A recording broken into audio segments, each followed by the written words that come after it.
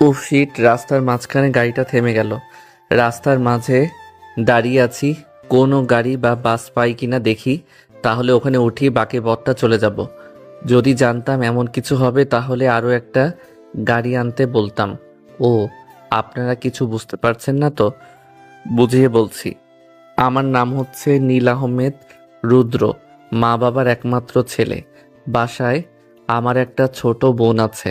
আমার বাবা এই শহরের সবথেকে প্রভাবশালীদের মধ্যে একজন। আমি একটু সিলেট আসছিলাম আমার ফুপুর বাসায়, কিন্তু যাওয়ার সময় গাড়িটা খারাপ হয়ে যায়। গাড়ি থেকে নামার সময় ফোনটাও কোথাও পড়ে যায়। তা বলতে পারি না, নিজের জামা কাপড়গুলো ময়লা হয়ে যায়। আশেপাশে একটা টেপ দেখে ওখান থেকে পরিষ্কার করে নেই। প্রায় আধা ঘন্টা হয়েছে দাঁড়িয়ে আছি, এখনো কোনো গাড়ি আসছে না। এদিকে তেমনটা গাড়ি চলে না। আরও প্রায় 1.5 ঘন্টা দাঁড়িয়ে থাকার পরে একটা বাস দেখতে পাই। তখন বাসটা থামিয়ে ওটাতে উঠে পড়ি। বাসে উঠে দেখি কোনো সিট খালি নেই। পাশে একটা মেয়ে বসে আছে, তার পাশে একটা ফাঁকা সিট আছে। আমি গিয়ে ওখানে বসে পড়ি। আমি সিটে বসতেই মেয়েটা বলে উঠল, এ কি, আপনি এই সিটে বসেছেন কেন? পেছনে যান। এত সময় মেয়েটার দিকে খেয়াল করিনি। মেয়েটাকে ভালোভাবে তাকিয়ে দেখলাম, চোখে মোটা ফ্রেমের চশমা, ফর্সা মুখে, ঠোঁটের নিচে একটা তিল আছে। তখন আমি বললাম, কেন পিছনে বসবো? সিট কি আপনার? সিট না, কিন্তু একটা মেয়ের পাশে বসার আগে অনুমতি নিতে হয়, সেটাও কি জানেন না? দেখেন, আমার এখন বুড় অনেক খিদে পেয়েছে, বেশি কথা বললে কিন্তু আপনাকেই খেয়ে ফেলবো। মেয়েটা কোনো কথা বলল না। খেয়াল করলাম মেয়েটা চুপ করে বই পড়ছে আর মুখে কলম লাগিয়ে কি যেন ভাবছে। আল্লাহ, তুমি শেষ ভরসা। অনেক কষ্ট করে এবার ঢাকায় ভালো একটা কলেজে ইন্টারভিউ এর জন্য যাচ্ছি। চাকরিটা যেভাবেই হোক দিও। জানি মিথ্যা আশা নিয়ে কোনো লাভ হবে না, কারণ এই দুনিয়ায় মামা চাচা আর টাকা না থাকলে কেউ কোনো চাকরি দেয় না। কিন্তু কি করব, আমি যে অনাথ। ছোটবেলায় খালা অনেক কষ্ট করে মানুষ করে, এরপর খালা মারা যাওয়ার পর নিজে কাজ করে পড়ালেখাটা শেষ করি। মেয়েটা কি জানি ভাবছিল। মেয়েটার খোলা চুলগুলো বাতাসে মুখের সামনে আসতেই মেয়েটাকে অসম্ভব সুন্দর দেখাচ্ছিল। এই প্রথম কোনো মেয়ের এমন রূপে আমি পড়ে যাই। একটু সময় দেখলাম মেয়েটা তার ব্যাগ থেকে ফোনটা বের করে সময় দেখছিল যে কয়টা বাজে। মেয়েটার ফোন বের করতে আমার মনে হলো আমি তো গাড়িটা বাইরে রেখেছি, তাছাড়া আম্মু অনেকগুলো কল দিচ্ছে। তখন আমি মেয়েটাকে বললাম, আচ্ছা আপনার ফোনটা একটু দেন তো, আমি একটা কল করব। আমার ফোন নেই, আমার ফোনে কোনো টাকা নেই। এমন কিপটামি করছেন কেন? আমার ফোনটা হারিয়ে গেছে, তাই তো একটা কল দিব। দেখুন, আমার ফোনে সত্যিই ব্যালেন্স নেই, মাত্র 100 টাকা আছে। আরে চলবে, সমস্যা নেই বলে মেয়েটার হাত থেকে ফোনটা কেড়ে নিয়ে কল করলাম আম্মুকে।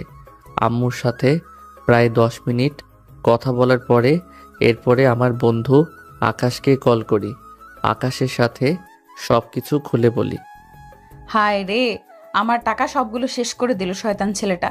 কে বলেছে নীলা তোকে ছেলেটাকে ফোনটা দেওয়ার জন্য? ছেলেটা তো চোরও হতে পারে।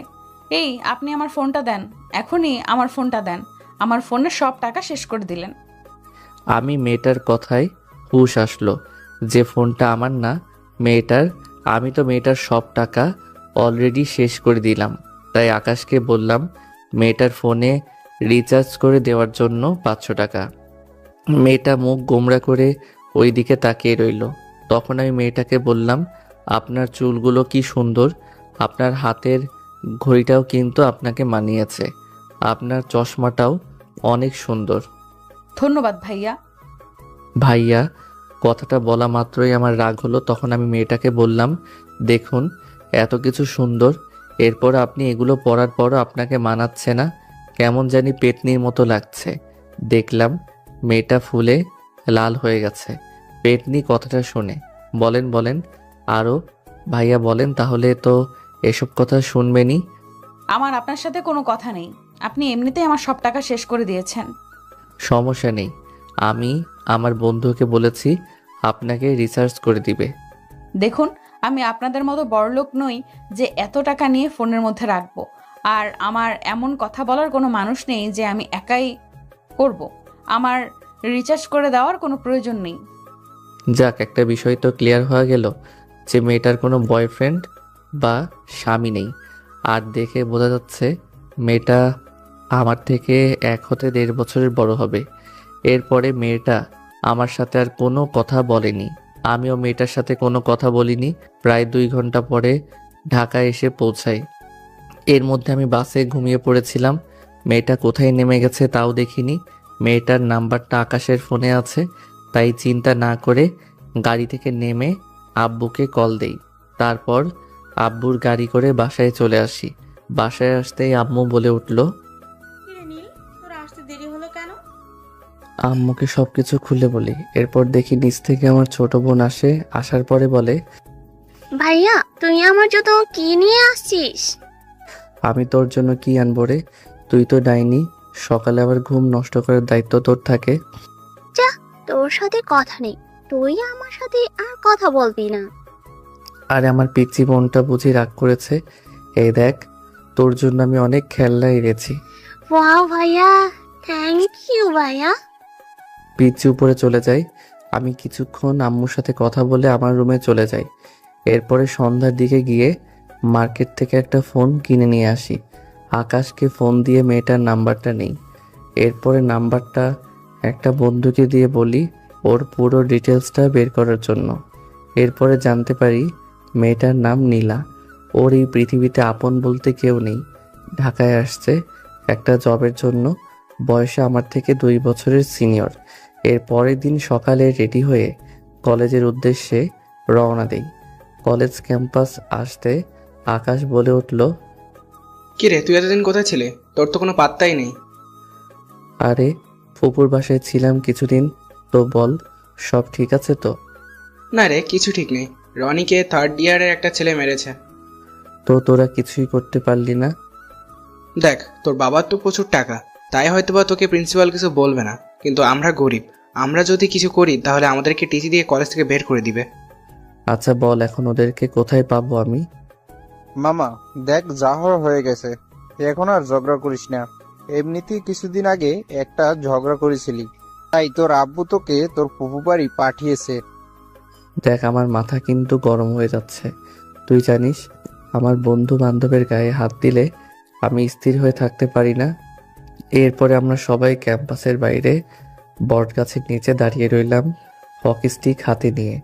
একটু পরে 3rd ইয়ারের ক্লাস শেষ হলো, সবাই বেরোতে লাগলো। তখন ওই ছেলেটাও বের হলো। আকাশ, তুই ওর মুখে একটা ঘুষি দে। আমার কথাটা শুনে পেছন থেকে ছেলেটা আমার দিকে তাকালো।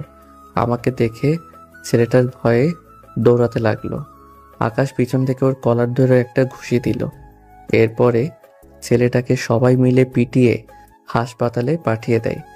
কলেজের সবাই আমাকে দেখলে ভয় পায়, কারণ আমি কলেজের মধ্যে বেশি মারামারি করি, তাই ভয়ে কেউ আমার সামনে কথা বলতে পারে না। এরপরে কলেজ থেকে বাসায় চলে আসি। তখনও আব্বু আসেনি, তাই রুমে ফোন চালাচ্ছি। তখন আকাশ কল করে। মামা, কাম তো সারছে। আমরা যে পোলারে মারছি, ওর বাপে তো ওখানে টিচার। আচ্ছা ঠিক আছে, তুই চিন্তা করিস না, আমি আব্বুকে বলে কোনো একটা ম্যানেজ করে নিব। আচ্ছা ঠিক আছে, তুই আছিস তাই আমরা কোনো চিন্তা করছি না, নয়তো আমাদেরকে কি হবে আল্লাহ জানে। আমি বসে বসে ফোন চালাচ্ছি। তখনই দেখি আব্বু এসেছে অফিস থেকে। হ্যাঁ, কই গেলে নীলার মা? নীল এসেছে? তোমার নবাব জাদা ছেলে তো সেই কখন এসেছে। নীল, একটু নিচে আসো, তোমার সাথে আমার কিছু কথা আছে। আমি নিচে ড্রয়িং রুমে বসলাম। বসার পরে আব্বু আমার দিকে তাকিয়ে বলতে লাগলো, বাবা, আমার বয়স হয়েছে এখন, দেখ আমার দ্বারা এগুলো সম্ভব হচ্ছে না। অফিসের দায়িত্বটা আমি আর নিতে পারছি না। আমি চাচ্ছি তুই অফিসের দায়িত্বটা নে, কিন্তু তার আগে তোর একটা বিয়ে দিয়ে দেই। আব্বুর কথা শুনে কি বলবো তা মাথায় ঢুকছে না। যাই হোক, মাথা ঠান্ডা করে ভেবেচিন্তে কথা বলতে হবে। আচ্ছা বাবা, ঠিক আছে। অবশেষে ছেলেটা মানলো বিয়ে করতে। আমি বলেছিলাম না আমার ছেলে রাজি হবে বিয়ে করতে। কিন্তু বাবা, আমার একটা শর্ত আছে। তোর আবার কি শর্ত? আচ্ছা, যাই হোক, তোর যে কোনো শর্ত আমি মানতে রাজি। তারপরও এতদিন ধরে তোকে বলছি, অবশেষে তুই রাজি হলে বিয়ের জন্য। এখন বল তোর শর্ত কি? আসলে আব্বু, আমরা একটা গ্যাঞ্জাম করেছি কলেজের মধ্যে, তাই তোমাকে প্রিন্সিপাল কাছ থেকে এগুলোর সমাধান করে দিতে হবে। শুধু আমি না, আমার বন্ধু আকাশ ও রনি। আর দ্বিতীয় শর্ত হলো, আমি আমার পছন্দ মতো বিয়ে করব, আর আমার 6 মাসের জন্য সময় লাগবে। আমি প্রথম শর্তটা মেনে নিলাম, কিন্তু আমার পুত্রবধূকে দেখতে চাই। 6 মাস না, 3 মাসের সময় দিলাম। এর মধ্যে তোকে পছন্দ করে বিয়ে করতে হবে। যাই হোক আব্বু সবকিছু মেনে নিয়েছে, তাই উপরে চলে যাই, খাওয়া দাওয়া শেষ করে ঘুমিয়ে পড়ি সকালবেলা। নীলমিনাকে স্কুলে দিয়ে আয়। এই ভাইয়া, স্কুলে দেরি হয়ে যাচ্ছে। আমার গতকাল নতুন রাগী টিচার আসছে, খুবই ডেঞ্জারাস। দেরি হলে বকা দেয় আর জ্ঞান দেওয়া শুরু করে। উঠছি যা। ওই কবে থেকে উঠছি বলছিস? উঠবি না, পানি ঢালমু। ধুর ডাইনি, তোর জন্য শান্তি মতো ঘুমানোই যাবে না। দাঁড়া, রেডি হচ্ছি। তোর জন্য আজকেও আমার লেট। আমার ইচ্ছে করে তোর মাথা ফাড়াই। তুই ম্যাডামের সাথে কথা বলবি, উনি অনেক রাগী, আমার ভয় করে। আমার ভয় করে ম্যাডামদের সামনে কথা বলতে। চুপ, তুই কথা বলবি, ব্যবা করলে হবে না। আচ্ছা ঠিক আছে, আমি যেহেতু ভুল করছি আমাকে নিয়ে গিয়ে মেরে দিস। চল এখন। আমি মিনাকে বাইকে করে ওর স্কুলের সামনে নামিয়ে দেই। এরপর মিনা বলে, ওই চল, টিচার এর কাছে দেরি হওয়ার কারণ বলবি। কি করার, বাধ্য হয়ে যাওয়া লাগছে। এমনিতেই টিচারদেরকে ভয় পাই। এরপর মাথা নিচু করে দাঁড়িয়ে আছি, তখন ম্যাম মিনাকে বকা দিতে লাগলো। মিনা, তুমি গতকাল দেরি করেছো। গতকাল আমার ফার্স্ট ক্লাস ছিল, তাই কিছু বলিনি। তাই বলে যে প্রতিদিন দেরি করবে তা কিভাবে? ম্যাডাম, আমার কোনো দোষ নেই, সব দোষ আমার ভাইয়ের। ও ঘুম থেকে দেরিতে উঠে আর বকা শুনতে হয় আমায়। আপনি কেমন ভাই, এমন কেয়ারলেস কেন? আমি ম্যাডামের দিকে তাকাতেই অবাক হলাম, কারণ ও আর কেউ না, নীলা, যার সাথে আমার প্রথম বাসে দেখা হয়েছিল, আমার ক্রাশ। আপনি, সেই জন্যই তো আপনার বোন এরকম অবস্থা। যার ভাই এমন বখাটে, তার বোনকে কিভাবে ঠিক সময় আনবে? দেখুন, আপনি কিন্তু অপমান করছেন। এই ছেলে, তুমি কিসে পড়ো? মানে কি বলছো শুনো নাই? ইয়ারি। সেকেন্ড ইয়ারে হয়েছে বুঝা। তুমি আমার 2 বছরের ছোট। তো কি হয়েছে? আপনার বোনকে সময় মতো নিয়ে আসবেন, কথাটা যেন মনে থাকে। আর আমাকে ম্যাম ডাকবেন, কারণ কিছুদিন পর আপনার কলেজে টিচার হব আমি। ম্যাম, আপনি ভাইয়াকে যা দিয়েছেন না, ভাইয়া কখনো এমন কাউকে ভয় পায় না, শুধু আপনাকে ভয় পেয়েছে। এমন ছেলেদের ঠিক করার টেকনিক আমার জানা আছে। এখন পড়তে বসো। শালার মেয়েটাকে দেখলে কেন জানি না আমার বুকের ভিতরে শব্দ করে। একটু পর আকাশ কল করে। মামা, ওই টিচার ওর ছেলেকে তো প্রিন্সিপাল বের করে দিয়েছে। আব্বুকে বলেছিলাম। এরপরে আকাশকে সবকিছু খুলে বলি, তখন আকাশ বলে, তুই মাঠে আয়, আমরা সবাই ওখানে বসে আছি। আমি গিয়ে দেখি আকাশ ও রনি ওখানে বসে আছে। তখন রনি বলে, মামা, তোর ক্রাশ কিন্তু ইন্টারভিউ দিতে আসছিল, কিন্তু স্যার মনে হয় অন্য কাউকে নেবে। কারণ শুনেছি যাকে ঢুকাবে সে নাকি স্যারকে 10 লাখ টাকা দিতেছে। দাঁড়া, এখনই হচ্ছে। এরপর হেড অফিসে কল দিয়ে ভয় দেখে নীলা চাকরিটা কনফার্ম করে দেই। এরপরে রাতে বাসায় এসে নীলাকে কল দেই। 2-3টা কল যাওয়ার পর রিসিভ করে, ফোনটা ধরতে এত দেরি হলো কেন? আমি অপরিচিত কারোর কল ধরিনি। আর আপনি কে? হব একজন। পরিচিত না হলে কি কল দিতাম? দেখুন, এত ভর্ণিতা না করে বলেন কে আপনি, নয় ফোনটা রাখেন। এত রাগ করেন কেন? কল করেছি, ওই যে আমি মিনার ভাই। ও আপনি সেই বকেটেটা, তো কল কেন দিয়েছেন? না, বলছিলাম আপনি তো মিনাকে পড়া দিয়েছেন, কি পড়া দিয়েছেন তার জন্য জিজ্ঞেস করেছিলাম। পড়া জিজ্ঞেস করতে নাকি সিনিয়র ম্যাডামের সাথে লাইন মারতে? না না, কি যে বলেন। দেখুন ফোন রাখেন, আমার কাজ আছে। নীলা ফোনটা কেটে দিল। ধূর ছাতা, একটু রোমান্টিক কথা বলবো, মেয়েটার মধ্যে এসব কিছুই নেই। এরপরে ফোনটা রেখে ঘুমিয়ে পড়ি। সকালবেলা ঘুম থেকে উঠে পিচ্চিকে স্কুলে দিয়ে এসে কলেজ যাওয়ার উদ্দেশ্যে রওনা দিলাম। ক্যাম্পাসের ভিতরে প্রবেশ করতে দেখি কয়েকটা ছেলে একটা মেয়েকে টিজ করছে। তখন আমি গিয়ে ছেলেটার কলার ধরে ছেলেটাকে একটা নাক বরাবর ঘুষি দেই। এরপরে ছেলেটাকে ধরে যখনই আমি মারতে যাব তখনই পিছন থেকে কেউ আমার হাতটা ধরে। কলেজে কি আসো মারামারি করার জন্য, অসভ্য? দেখুন, আপনি কিছু জানেন না, অযথা এসব কাজে আসতে যাবেন না।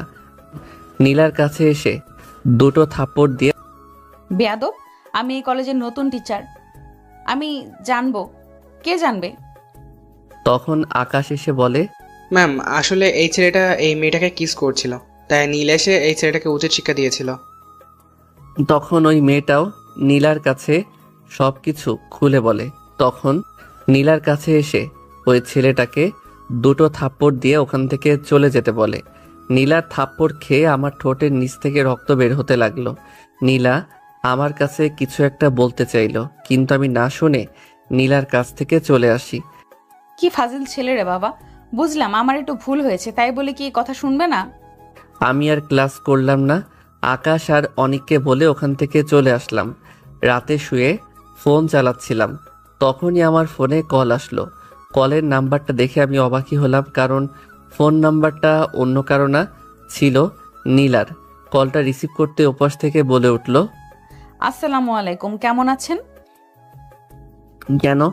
আপনার কি মনে হয়েছে, আপনি কি ভেবেছেন আপনার থাপ্পড় খেয়ে আমি খারাপ থাকবো? দেখুন, একটু ভুল বোঝাবুঝি হয়েছে, সেজন্য আমি আপনাকে সরি বলার জন্য আপনাকে কল করেছি। কিন্তু এখন দেখছি সে সরিটাও বলবো না, কারণ আপনার ব্যবহারটা আমার ভালো লাগেনি। আর হ্যাঁ, আপনাকে একটা কথা বলি, সিনিয়র মেয়েদের পেছনে লাইন মারা বন্ধ করুন। আমাকে মিনা সব কিছু বলেছে। কি? তার মানে আমি যে নীলাকে পছন্দ করি সবকিছু বলে দিয়েছে? মিনা, তোকে তো আমি ছাড়ছি না।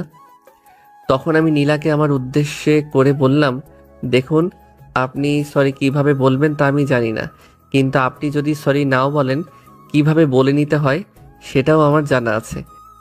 আমার সাথে মাস্তানি করবেন? আমি কিন্তু আপনার কলেজের টিচার। ঠিক আছে, আসেন, তখন দেখা যাবে কে কি করতে পারে। আগামীকাল কলেজে আসুন, দেখা যাবে। নীলা এরপরে কলটা কেটে দেয়। তারপর আমি কিছুক্ষণ ফেসবুক চালিয়ে ঘুমিয়ে পড়ি। সকালবেলা ফ্রেশ হয়ে নিচে আসতে আব্বু বলল, নীল, আজকে আমার শরীরটা ভালো না, চল আমার সাথে আজকে অফিসে চল। আব্বু, আজকে আমার একটা বিশেষ ক্লাস আছে, তাই আমি আজকে তোমার সাথে যেতে পারবো না। কি এমন বিশেষ ক্লাস? আমি তো জানি তুই ঠিকভাবে নিজের ক্লাসটাই করিস না, তাহলে আজকে এমন কি বিশেষ কাজ? মনে করো তোমার পুত্রবধূকে পটানোর চেষ্টা করছি।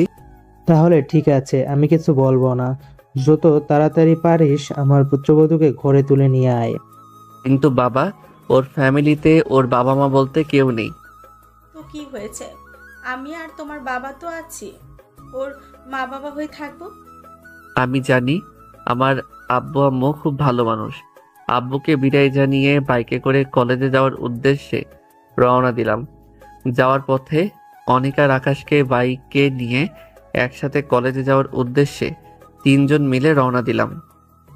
তখন রাস্তার মাঝখানে একটা মেয়েকে দেখে আকাশ বলল, মামা এই মেয়েটাকে আমার খুব পছন্দ হয়েছে, আমি ওকে ভালোবাসি, কিন্তু ভয় কখনো বলতে পারিনি আমার ভালোবাসার কথা। আমি বাইক থামিয়ে পাশের দোকান থেকে একটা গোলাপ ফুল নিয়ে আকাশকে বললাম, যা এখনই মেয়েটাকে গিয়ে প্রপোজ কর। মামা আমার খুব ভয় করছে, যদি মেয়েটা আমার গালে দুইটা উত্তম মাধ্যম বসিয়ে দেয় তখন কি করব? আমি বললাম, দেখ, আমি যেভাবে বলছি ঠিক সেভাবে প্রপোজ কর, দেখবি মেয়েটা রাজি হতে বাধ্য হবে। এরপরে আকাশকে প্রপোজ করার ব্যাপারটা সুন্দর করে বুঝিয়ে দিলাম। এরপরে আকাশ মেয়েটার কাছে গিয়ে হাঁটু গেড়ে বলতে লাগলো, স্বপ্ন দিয়ে আঁকি আমি সুখের সীমানা, হৃদয় দিয়ে খুঁজি মনের ঠিকানা, ছায়ার মতো থাকবো আমি তোমার পাশে, যদি একটু ঠাঁই দাও তোমার হৃদয়ের মাঝারে। ভালোবাসি প্রিয়, বড্ড ভালোবাসি তোমায়। এরপর খেয়াল করলাম মেয়েটা আকাশকে জড়িয়ে ধরে। তারপর আকাশের সাথে অনেক সময় ধরে কথা বলে দুজন। আর আমি আর অনেক তো শালার বডিগার্ডের মতো দাঁড়িয়ে আছি। তুই এটা কোন কাম করলি? এখন তো বরবাদ শালা। মেয়ে মানুষ পেয়ে ভুলে গেছিস?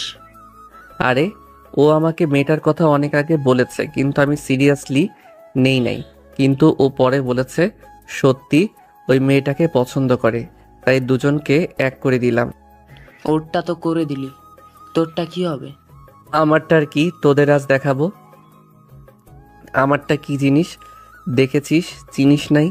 এর মধ্যে আকাশ চলে আসে। কি মামা, তাহলে তো সব হয়ে গেছে তাই না? থ্যাঙ্কস মামা, তোরা ছাড়া হয়তো আর কখন ওরে আমি আমার মনের কথা বলতে পারতাম না। ঠিক আছে, পরে পিরিত করিস, এখন ক্লাসে চল। মামা কাহিনী কি, আজ এত তাড়াতাড়ি ক্লাসে যাবি? আরে তোদের ভাবির ক্লাস একটু পর। কিছু সময় পর কলেজে আসি, এসে দেখি নীলা ক্লাস নিচ্ছে। আমি ভিতরে প্রবেশ করতেই নীলা বলল, কয়টা বাজে? এখন কি ক্লাসের সময়? না মানে না মানে কি? বের হও ক্লাস থেকে। দেখেন আজকে তো দেরি হয়েছে, আর আমরা সব সময় এমন সময় আসি। আমার ক্লাসে দেরি পছন্দ না, তাই তোমরা বাইরে গিয়ে দাঁড়াও। জানি রাতের কথার প্রতিশোধ নিচ্ছে, তাই কিছু বললাম না। আকাশ অনেক সহকারে ক্লাস থেকে চলে আসি। তখন আকাশ বলে, ভাই রে ভাই, মায়াটা কি ডেঞ্জারাস, ওর চোখের দেখলেই আমার ভয় লাগে। তুই জানিস কেউ? মনে হয় যেভাবে বলছিস তুই ম্যামের বয়ফ্রেন্ড। হ্যাঁ, ক্লাসে ওই রাগী মেয়েটাই হচ্ছে নীলা। কি ভাই, আমি তোর সাথে নাই, কখন যে কি করে তা বলা যায় না। হুম ভাই, বেঁচে গেছি। এমন রাগী একটা মেয়েকে তোর পছন্দ করতে হলো। মানলাম মেয়েটা সিনিয়র। প্রেমে পড়ে গেছি, কি করব বল। প্রথম দেখায় যে এমন করে নিব বুঝতে পারিনি। আমি আকাশ ও অনিককে বিদায় জানিয়ে আব্বুর অফিসে যাই। অফিসে গিয়ে ম্যানেজার থেকে চেক বই নিয়ে 20,000 টাকা লিখে আব্বুর কাছে যাই। আব্বু সাইন করো। কি জন্য টাকা? গত সপ্তাহে তো 50,000 নিলি। এর জন্য তো আমি কার্ডটা সাথে করে নিয়ে আসি। তোর বিশ্বাস নেই? আব্বু টাকাটা লাগবে। তোর তো কোনো প্রয়োজনে টাকা নিস না, শুধু আজে বাজে জিনিস নিয়ে নষ্ট করিস। না আব্বু, টাকাটা লাগবো আমার, প্লিজ দাও না। আচ্ছা আচ্ছা ঠিক আছে, দিচ্ছি। আমার কাছে ক্যাশ আছে, নিয়ে যা। আব্বু টাকা দিল। অফিস থেকে চলে যাই একটা শপিং মলে। নীলার জন্য একটা সুন্দর দেখে ড্রেস পছন্দ করি। এরপরে ড্রেসটা নিয়ে বাসায় চলে আসি। আজকে একটু সকাল সকাল ঘুম থেকে উঠে গেছি। ঘড়িটা হাত দিয়ে দেখি পুরাই মাথা নষ্ট, কারণ আমি আজকে সব দিনের চেয়ে আগে উঠে গেছি। কারণটা কি বুঝতে পারলাম না। ভাবলাম সকালে ঘুম থেকে উঠে গেছি যেহেতু, তাহলে গোসলটা করে নেই। এটা ভেবে ওয়াশরুমে চলে যাই। ওয়াশরুম থেকে বের হয়ে টাওয়েল জড়ানো অবস্থায় লুঙ্গি ড্যান্স করছি আর হানি সিংয়ের গান গাইতেছি। তখনই কেউ একজন আমার রুমের দরজা খুলে আমার রুমে এসেই চিৎকার দেয়। আ আমি নীলাকে আচমকা দেখে বলে উঠি, তো তুমি এখানে কেন? না সরি, মানে আপনি এখানে কেন? চোখ বন্ধ করে ওপাশ হয়ে বললাম, সরি, আমি জানতাম না তোমার রুম। মিনা আমাকে এই রুমটা দেখিয়ে দিয়েছে ওয়াশরুম বলে। চোখ দুটো বন্ধ অবস্থায় নিচে চলে আসি। খেয়াল করলাম মিনা হাসছে। ভাইটা যেমন ফাজিল, বোনটাও একই রকম। এরপর মিনার কাছে এসে ওকে কান ধরে দাঁড় করিয়ে রাখি। আল্লাহ গো, বিয়ের আগে বুঝি ইজ্জতের ফালুদা হয়ে গেল আমার। তখন খেয়াল করলাম আম্মু আব্বু রুমে প্রবেশ করে। কিরে, আমার গরুর মতো চিৎকার করছিলি কেন? আগে বলো ওই মেয়েটা এখানে কেন? এটা আবার স্বপ্ন না তো? কি বলে ফেললাম। কেন তুই জানিস না?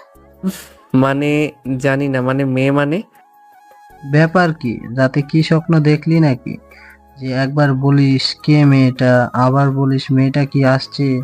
বুঝিয়ে বলতো বাপ। ও, আমি বুঝতে পেরেছি। মিনার ইংলিশ টিচারের কথা বলছিস? ওকে, আমি বলছি মিনাকে পড়ানোর জন্য। মানে নীলা আমার ছোট বোনকে পড়াতে এসেছে, আর মিনা দুষ্টুমি করে আমার রুমে নীলাকে পাঠিয়েছে। এটা স্বপ্ন না, সত্যি। আম্মু আব্বু চলে যায় নিচে। তখন আম্মু নিচে এসে নীলাকে দেখে বলে, মা, তুমি আবার মনে কিছু করো না ওর চিৎকার শুনে। না আন্টি, আর নীল তো যে কলেজে পড়ে আমিও ওই কলেজেরই টিচার। ওহ, তাহলে তো ভালোই। যদি আমার ছেলেটাকে একটু মানুষ করতে পারো মা। আমি খেয়াল করলাম নীলা আর মা কথা বলছে। আমি রেডি হয়ে নিচে আসলাম। তখন আম্মু বলল, মেয়েটাকে বাসা পর্যন্ত পৌঁছে দেয়। আম্মুর কথা শুনে মনের মধ্যে লাড্ডু ফুটতে লাগলো। তখন নীলা বলে উঠল, না আন্টি, লাগবে না, আমি একা যেতে পারবো। না, তুমি যেখানেই থাকো ওই জায়গাটাই তেমন ভালো না, আর আমি তোমার ক্ষতি চাই না। আমি তোমার মায়ের মতো। ওনার মুখে মা কথাটা শুনে কেন জানি না চোখ দুটো ভিজে আসতে লাগলো। কি ব্যাপার, তুমি কান্না করছো কেন? কই না তো। একদম মিথ্যা বলবা না। তোমার চোখে পানি দেখেছি, তোমাকে বলতেই হবে।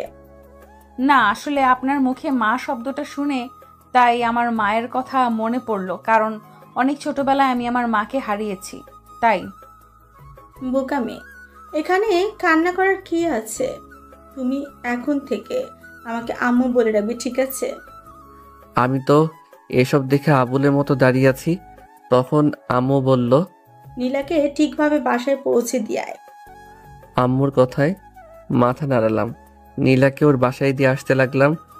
নীলা আজকে একটা নীল রঙের ড্রেস পরেছে। ওকে দেখতে কি অপরূপ সুন্দর দেখাচ্ছে বলে বোঝানো যাবে না।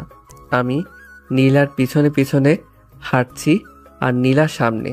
তখন নীলাকে বললাম, ম্যাম, আমি আপনাকে কিছু একটা দিতে চাই। কি? তখন গতকাল শপিং থেকে কিনা শাড়িটা নীলার হাতে দিই। এখানে কি? আপনার জন্য। নীলা শাড়িটা খুলে দেখে। তখন নীলা খেয়াল করে শাড়িটার মধ্যে লেখা আছে আই লাভ ইউ। তখন নীলা, তুমি কি ভেবেছো ওই দিনের সাধারণ বিষয়টা নিয়ে অধিকার দেখাবে? আমি তোমাকে কখনো মেনে নিতে পারবো না। নীলা আমাকে একটা থাপ্পড় দিয়ে ওখান থেকে চলে যায়। সমস্যা নেই, আমিও দেখব ও কিভাবে আমাকে না মানতে পারে। আপনারা বুঝতে পারছেন না তো কিসের অধিকার? একটু দাঁড়ান, সব বলছি। নীলকে একটা থাপ্পড় দিয়ে ওখান থেকে চলে আসে। আমি জানি নীল অনেক কষ্ট পেয়েছে, কিন্তু আমি কি করব?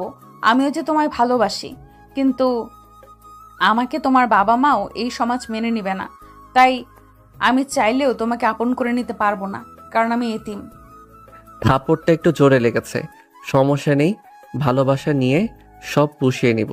ও আপনাদের তো বলা হয়নি আমার সাথে নীলার কিসের অধিকারের কথা। মনে আছে যখন বাসে প্রথম নীলার সাথে দেখা হয়েছিল? সেদিন বাসটা ঢাকায় যাওয়ার উদ্দেশ্যে ঠিকই রওনা দিয়েছিল, কিন্তু মাঝপথে ওই এলাকায় একদল ডাকাত ওই বাসটা জিম্মি করে। সেদিন মোটা ফ্রেমের চশমা চোখে দিয়ে মেয়েটা কি যেন বড় বড় চোখ দিয়ে পড়ছে। হঠাৎ করে কিসের জন্য একটা শব্দ হলো। তখনই বাসটা থেমে যায়। বাসটা থামতেই কতগুলো লোক গাড়িটায় উঠে যায়।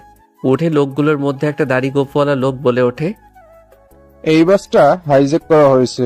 আপনারা একে একে সবাই নিজেদের জিনিসগুলো দিয়ে যান। আমি আবার কাল্লু ডাকাত, ভদ্রভাবে কথা বলতে পছন্দ করি। কিছু থেকে কিছু হলে কিন্তু বিনা টিকিটে উপরে পাঠিয়ে দেব। হাহা। বাসের মধ্যে সবাই তো ভয়ে কাট। আমিও কিছু করতে পারলাম না, কারণ ডাকাতদের হাতে ছিল পিস্তল। তখন খেয়াল করলাম মেয়েটা ভয়ে বাচ্চাদের মতো কান্না শুরু করলো। তখন ডাকাতদের সর্দার বলল, এই, ওই মেয়েটাকে নিয়ে আয়। বেশি চিল্লাচিল্লি করছে, ওকে বন্ধ করার ঔষধ দিয়ে দিই। তখন দুটো ডাকাত নীলাকে ধরে আনতে গেলে আমি বাধা দিলে তখন সর্দার বলে, দুইটাকে নিয়ে বাইরে মুখ বন্ধ করে বেঁধে রাখ।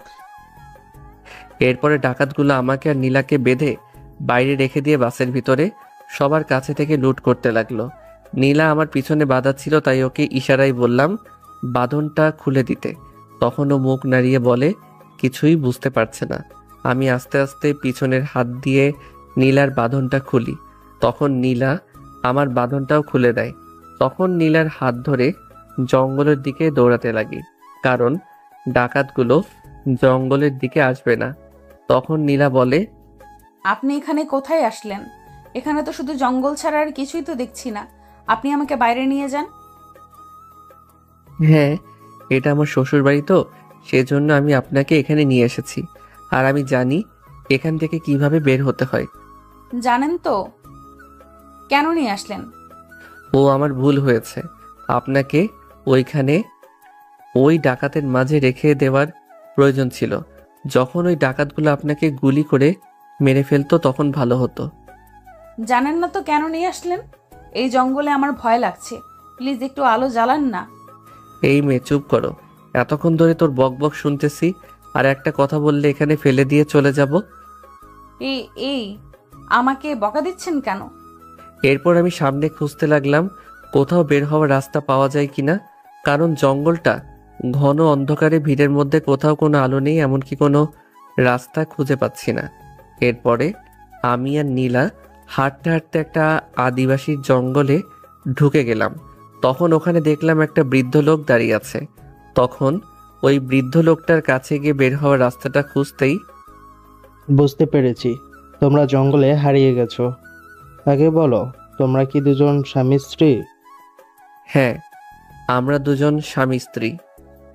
কি সব বলছো তুমি এগুলো? ওনা মিথ্যা কথা বলছে। আমরা দুজন বাসে একসাথে আসছিলাম, কিন্তু মাঝপথে ডাকাত আমাদের বাস হাইজ্যাক করে। তাহলে তোমরা দুজন স্বামী স্ত্রী না? তখন লোকটা এই কথাটা শুনে আরো কিছু লোককে ডেকে আনে। তখন ওই লোকগুলো এসে আমাকে আর নীলাকে একসাথে বেঁধে ফেলে। তখন ওই বৃদ্ধ লোকটি বলতে শুরু করে, আজকে অমাবস্যা রাত, এই রাতে কোনো ছেলে মেয়ে একসাথে থাকতে পারে না, কিন্তু তোমরা স্বামী স্ত্রী না, তাই তোমাদের এই জায়গায় বিয়ে দেওয়া হবে। এই, তোরা ওদের উপর নজর রাখ। বলেন, আরো সত্যি বলেন। এখন তো খুশি হয়েছেন। আমি মিথ্যা কথা বলতে পারি না। এখন সত্যি কথা বলে তো উদ্ধার করছেন। ওই এলাকার কিছু আদিবাসী মেয়ে এসে নীলাকে সাথে করে নিয়ে যায়, আর কিছু ছেলে এসে আমাকে ওদের সাথে করে নিয়ে যায়। আমাকে ও নীলাকে একটা রুমে আটকে দিয়ে ওরা কি জানি করতে থাকে। এরপরে ওদের নিয়ম অনুযায়ী আমার আর নীলার বিয়ে দেয়। তখন নীলাকে আর আমাকে একটা রুমের ভিতরে দিয়ে বাহিরে দিয়ে দরজা লাগিয়ে দেয়। আমি কখনো ভাবিনি আমার সাথে এমন কিছু হয়ে যাবে, আমার এমনভাবে বিয়ে হবে। নীলাকে হয়তো প্রথম দেখায় আমার ভালো লাগে, কিন্তু আমি কল্পনাও করতে পারিনি যে আমার সাথে ওর এইভাবে বিয়েটা হবে। যেহেতু বিয়েটা হয়ে গেছে, সে এখন আমার স্ত্রী। এই দিনটার জন্য আমি অনেক অপেক্ষা করেছিলাম, কিন্তু কে জানতো এইভাবে আসবে। সেই দিনটা বাসরাত নিয়ে কতই না স্বপ্ন ছিল আমার। আজকে সব স্বপ্ন শেষ হয়ে গেল। তখন আমি নীলার সামনে আসতেই নীলা বলে উঠল, দেখুন, আপনি আমার কাছে আসবেন না। আর এখানে যা কিছু হয়েছে এটা একটা অ্যাক্সিডেন্ট ছাড়ার কিছু না। দেখুন, আপনার কাছে এটা সামান্য অ্যাক্সিডেন্ট, কিন্তু সত্যি যে আপনার সাথে আমার বিয়ে হয়েছে এবং আপনি আমার স্ত্রী। দেখুন, আপনি আমার কাছে স্বামীর অধিকার নিয়ে আসবেন না। এটা শুধু একটা অ্যাক্সিডেন্ট ছাড়ার কিছু না। আমি আর কিছু বললাম না। রাতে মেঝেতে শুয়ে পড়লাম। সকালে ওই বৃদ্ধ লোকটি, তোমাদের দুজনকে কিন্তু একসাথে খুব সুন্দর দেখায়। আমি আশাবাদ করি তোমরা দুজন সবসময় সুখে থেকো। এরপর বৃদ্ধ লোকটা শহরের রাস্তা দেখিয়ে দেয়। তখন আমি আর নীলা ওখান থেকে চলে আসি। আপনারা তো পরের কাহিনী জানিনি কি হয়েছে, কিন্তু নীলা আমাকে ওই ঘটনার জন্য কিছুতেই মানতে রাজি নেই। এরপর বাসায় চলে আসি। মিনাকে স্কুলে দিয়ে এসে কলেজে যাওয়ার উদ্দেশ্যে রওনা দিই। কলেজ ক্যাম্পাস এসে দেখি আকাশ ও অনিক বটগাছের নিচে বসে আছে। কি মামা, তোমার তো খবর নাই, আজকাল তো দেখি অনেক বেশি প্রেম করো। তা তো করবেই, ম্যামের ক্রাশ বলে কথা। তো বিয়ে কবে করছিস? বিয়ে তো করেছি। মানে বিয়ে করলি মানে? এসব কি বলিস? আমাদের না জানিয়ে তুই বিয়ে করে ফেললি? না বন্ধু, এটা মানতে পারলাম না। দূর শালা, কথাটা তো শোন। নিজের ভালোবাসা দিয়ে মানিয়ে নিতে হবে। কিন্তু এখন তো কি জানি করছে। কি আর করার, শালারা পকেট ফাঁকা করার ধান্দায় আছে। আকাশ আর অনিককে বিদায় জানিয়ে বাসায় চলে আসি, কারণ আজকে আর ক্লাস করিনি। বাসায় আসতে পিচ্চি বোন, ওই, তুই আমার ব্যাগ থেকে চকলেট কি করেছিস? খাওয়ার জিনিস কি রেখে দেই? সেটা তোর থেকে আমি ভালো জানি। তাহলে জিজ্ঞেস করছিস কেন? কারণ আমার চকলেট নেই, তুই কিন্তু রাখাস না আমারে। আমি জানি তুই খেয়েছিস। এই প্যাকেট আমি তোর রুম থেকে পাইছি। তো কি হয়েছে? এটা যে তোর চকলেট, তার প্রমাণ দে। আম্মু আম্মু দেখো, তোমার ছেলে আমার চকলেট খেয়ে ফেলেছে। কিরে ভাই বোন দুটো আবার টম জেরির মতন শুরু করলি? ওরা তো একটু থামে, তোদের তো তাও হয় না। হয়েছে কি বল? তোমার ছেলে আমার ব্যাগ থেকে চকলেট চুরি করে খাইছে। আম্মু, মিথ্যা কথা কই এই পেতনি। আমার সব জানা আছে। এখন শোন, তুই ওর জন্য এক প্যাকেট চকলেট নিয়ে আসবি। হইছে, খেলাম দুটো, আনতে হবে এক বক্স। মামা বাড়ির আবদার। আম্মু তাহলে তোমাকে ভাইয়া আর ম্যামের সিগারেট কথাটা বলতে হয়। মিনার মুখ চেপে ধরে বললাম, চুপ কর বোন, যা লাগে দিব, মুখ খুলিস না এখন। কিরে কি বলতে চাইলি? আর ওর মুখ ধরে রাখছিস কেন? আম্মু কিছু না, তুমি যাও, আমি এনে দিব, ওকে? আম্মু রান্নাঘরে চলে যায়। ওই ছাড় কুত্তা, আমি আম্মুকে সব বলে দেব। না বোন, প্লিজ বলিস না, যা, তোর জন্য আমি চকলেট নিয়ে আনবো। সত্যি তো, না হলে কিন্তু। সত্যি বললাম তো। ডাইনিটাকে কোনো প্রকার থামানো গেল। রাতে খাওয়া দাওয়া করে শুয়ে আছি, তখনই অচেনা একটা নাম্বার থেকে কল আসে। শুয়ে শুয়ে ফেসবুক চালাচ্ছিলাম, হঠাৎ করে দেখি ফোনটা বেজে ওঠে। খেয়াল করলাম একটা অচেনা নাম্বার থেকে কল আসলো। প্রথমে কলটা ধরলাম না, পরে দেখি আবার করলো। কলটা ধরে, আসসালামু আলাইকুম, কেমন আছেন? ওয়ালাইকুম আসসালাম। আলহামদুলিল্লাহ। কে চিনতে পারলাম না। জানাটা কি বেশি প্রয়োজন? অবশ্যই, কারণ বউ বারণ করছে, তাই সবার সাথে কথা বলা বারণ। ও আচ্ছা, আমি আসলে গতকালের জন্য সরি বলতে কল করেছি, কারণ এইভাবে আমার কথা বলাটা ঠিক হয়নি। কিন্তু দেখতে পারলাম তুমি তাতে কিছু মনে করনি। সিনিয়র বউ মারতেই পারে, তাই বলে কি বউকে ছেড়ে চলে যাব? আর কিছু বলতে পারলাম না। কলটা কেটে দেই ওপাশ থেকে। দূর ছাতা, মেয়েরা কি এমনই হয়, মুখ দিয়ে কিছু বলবে না? কবি এই জন্যই বলে, মেয়েদের বুক ফুটে তো মুখ ফুটে না। সকালবেলা ঘুম থেকে উঠে আমি মিনাকে স্কুলে দিয়ে এসে এরপরে কলেজ যাওয়ার উদ্দেশ্যে রওনা দিলাম। কলেজ ক্যাম্পাসে এসে দেখি আকাশ আর অনিক বসে আছে। আমি ওদের সামনে যেতেই ওরা আমাকে দেখে বলে উঠল, দেখ মামা, রোমিও চলে এসেছে। রোমিও চলে এসেছে, কিন্তু আসতে একটু লেট করে ফেলছে। একটু আগে নীলা ম্যামের ক্লাস শুরু হয়ে গেছে। আমরা তোর জন্যই অপেক্ষা করছি, তুই এই মাত্র আসলি। নীলা আজকে একটা নীল রঙের শাড়ি পরে এসেছে। ওকে তো একেবারে পরীর মতো লাগছে। আমি যেন ওর দিক থেকে চোখ সরাতে পারছি না। কি রে শালা, এভাবে দাঁড়িয়ে দাঁড়িয়ে কি দেখছিস? তোর একটুও লজ্জা করছে না? দূর হালা, লজ্জা তো মেয়ে মানুষের থাকে, ছেলে মানুষের লজ্জা বলে কোনো কিছু থাকে নাকি?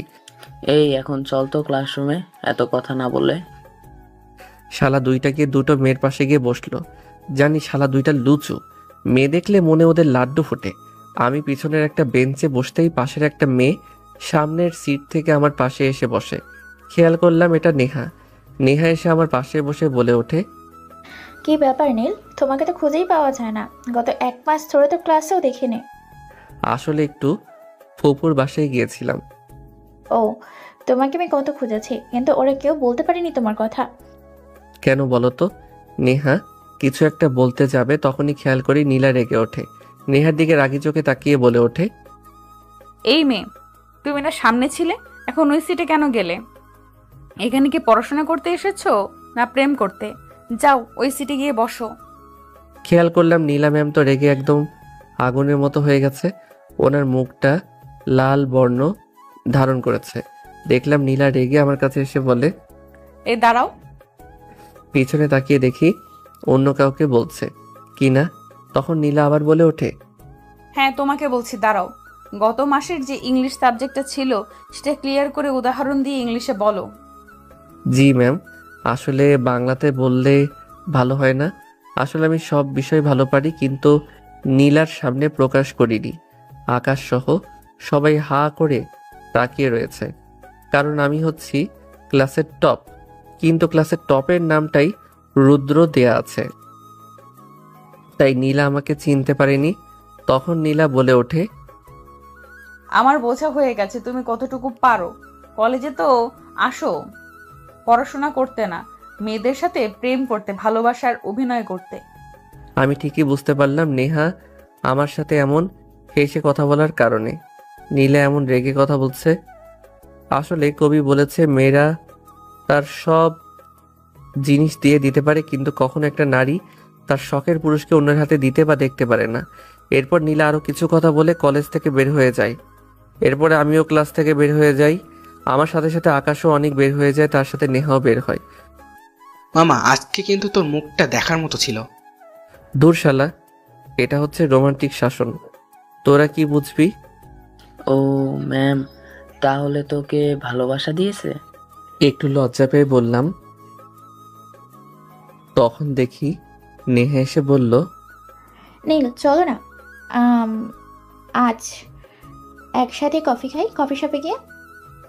না আসলে নেহা হয়েছে কি, বাসায় না আমার একটু কাজ আছে, তাই তাড়াতাড়ি বাড়ি যেতে হবে নেহার থেকে পিছু ছুটানোর জন্য। অনিকার আকাশকে বাই বলে ওখান থেকে গাড়ি পার্কের ওখানে চলে আসি। বাইকটা নিয়ে মেইন গেট দিয়ে বাড়ি যাওয়ার উদ্দেশ্যে রওনা দিলাম। একটু সামনে আসতে খেয়াল করলাম কতগুলো বাজে ছেলে একটা মেয়েকে ডিস্টার্ব করছে। একটু সামনে এগিয়ে যেতে দেখলাম নীলাকে ছেলেগুলো ডিস্টার্ব করছে আর আজে বাজে কথা বলতে লাগলো। আমার মাথা প্রচণ্ড পরিমাণ গরম হয়ে যায়। আমি বাইক থেকে নেমে ছেলেগুলোর সামনে যাই। ছেলেগুলোর মধ্যে একটা এসে আমার সামনে আসতেই চিনে যায় কে, তাই ছেলেগুলো ভয় পালাতে লাগলো। ওদের মধ্যে একটা ছেলেকে ধরে ফেলি। যখনই একটা ঘুষি দিতে যাব তখনই, কি করছেন আপনি? আপনি ওদেরকে মারবেন না প্লিজ, আমি মারামারি পছন্দ করি না। মারবো না কেন? ওদের সাহস কত বড় তোমাকে দেখে টিচ করে, তোদেরকে বলছি। আর কখনো যদি ওর দিকে এভাবে তাকাস তাহলে তোদের চোখ আমি উপরে তুলে নেব। আমি ছেলেটার গলা টিপে ধরে কথাগুলো বলতে লাগলাম। ছেলেটার শ্বাস বন্ধ হয়ে যাচ্ছিল। তখন নীলা, প্লিজ ছাড়ুন, না হলে ও তো মারা যাবে এইভাবে গলা টিপে ধরলে।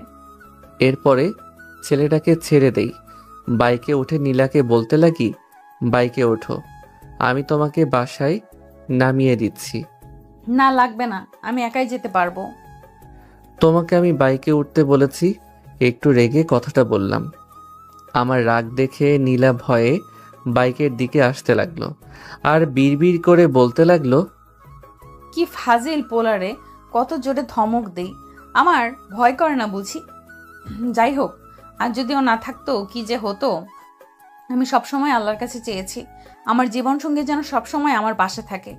মনে মনে কথাগুলো বলছি। এরপর নীলের বাইকে উঠে বসি। নীলা যেই বাসায় ভাড়া থাকে ওই বাসায় নিয়ে আসি। তখন বাড়িওয়ালা চাচা সামনে দাঁড়িয়েছিল। তখন বাড়িওয়ালা চাচা আমাকে আর নীলাকে দেখে বলে ওঠে, বাহ বাবা, ঠিক তো রং তামাশা করছো, কিন্তু আমার ভাড়ার কি হয়েছে? আজ কয় তারিখ? কবে দিবে ভাড়া? আসলে চাচা, আসল নকল আমাকে বুঝাতে এসো না, আমার টাকা লাগবে।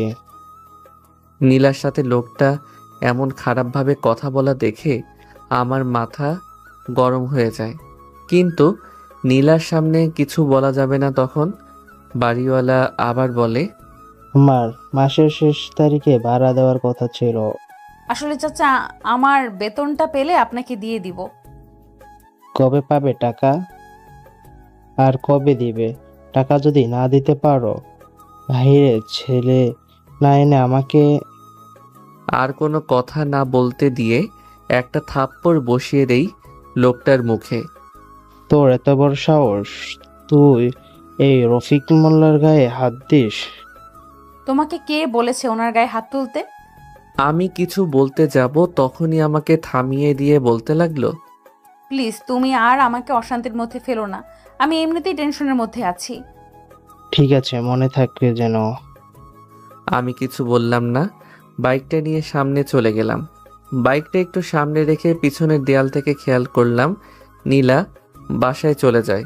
তখন সামনে থেকে গিয়ে বুড়োর কলারটা ধরি।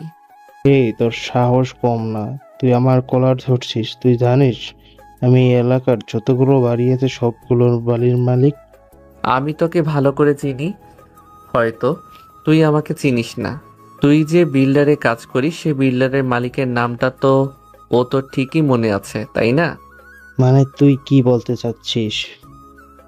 আমি তোকে কিছুই বলতে চাচ্ছি না, শুধু এতটুকু বলছি, তুই যে রফিক সাহেবের বিল্ডারে কাজ করিস আর সেই রফিক সাহেব আমাদের কোম্পানির ম্যানেজার।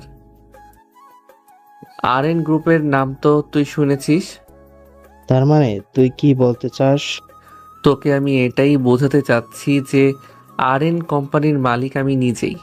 তুই আমার সাথে মজা করছিস? আমি এসব হলে ভয় পেয়ে যাব। আর তুই যদি এই কোম্পানির মালিক হতি তাহলে এই ছোট লোক মেয়ের পিছনে তুই থাকতিস না।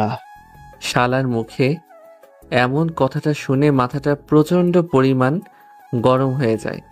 এরপরে ম্যানেজারকে কল করে সব কিছু বলি। তখন লাউড স্পিকার দিয়ে লোকটার সামনে ধরি। তখন ম্যানেজার ওকে সব কথা বলে।